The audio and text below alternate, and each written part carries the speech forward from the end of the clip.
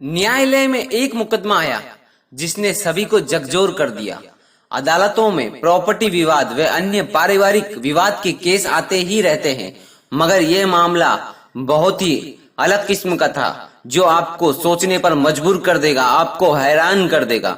एक 60 साल के व्यक्ति ने अपने 75 साल के बूढ़े भाई पर मुकदमा किया था। मुकदमा कुछ यूं था कि मेरा 75 साल का बड़ा भाई अब बूढ़ा हो चुका है, इसलिए वह खुद अपना ख्याल भी ठीक से नहीं रख सकता, मगर मेरे मना करने पर भी वह हमारी 95 साल की माँ की देखभाल कर रहा है। मैं अभी ठीक हूँ, सक्षम हूँ, स्वस्थ हूँ, इसलिए अब माँ की सेवा करने का मौका मुझे दिया जाए और माँ को मुझे सौंप दिया जाए। न्यायाधीश महोदय का दिमाग गुम गया, दिमाग चकरा गया। मुकदमा भी काफी चर्चा में आ गया। न्यायाधीश महोदय ने दोनों भाइयों को समझाने की बहुत कोशिश की, लेकिन दोनों भाई नहीं समझे। और बोला, आप लोग 15-15 दिन अपनी माँ को रख लो, मगर कोई टस से मस नहीं हुआ। बड़े भाई का कहना था कि मैं अपने स्वर्ग को खुद से दूर क्यों होने दूं? अगर माँ कह दे उसको मेरे पास कोई परेशानी है, कोई दुख है, या मैं उसकी देखभाल ठीक से नहीं करता हूँ, तो अवश्य छोटे भाई को दे दो। छोटा भाई कहता है कि पिछले 35 साल से मैं बाहर नौकरी कर रहा था, अकेले ये भाई ही सेवा किए जा रहा था।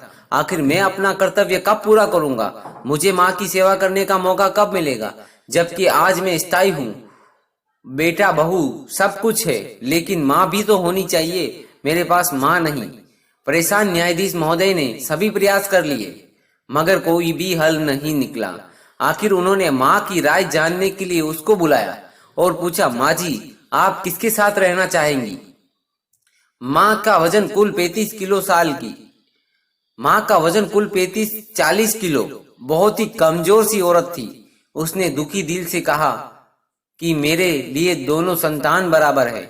मैं किसी एक के पक्ष में फैसला सुनाकर दूसरे का दिल नहीं दुखा सकती। आप न्यायाधीश है, निर्णय करना आपका काम है।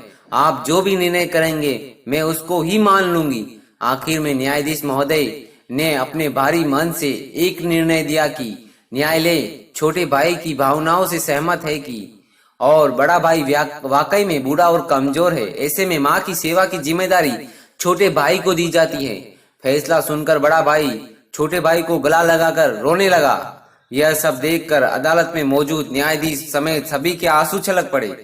कहने का तात्पर्य यह है कि भाई बहन में विवाद तो होता ही रहता है, लेकिन इस स्तर का ना हो, इस स्तर का नहीं होना चाहिए। यह बात है कि माँ तेरी है कि लड़ाई हो और पता चले कि माँ बाप को वृद्धाश्रम में रहना पड़ता है, यह सबसे बड़ा पाप है। धन दौलत गाड़ी बंगला सब कुछ होकर भी यदि आपके माँ बाप सुखी नहीं, तो आपसे बड़ा जीरो कोई नहीं है इस दुनिया में। धन्यवाद दोस्तों। कहानी कैसी लगी कमेंट में जरूर बताएं।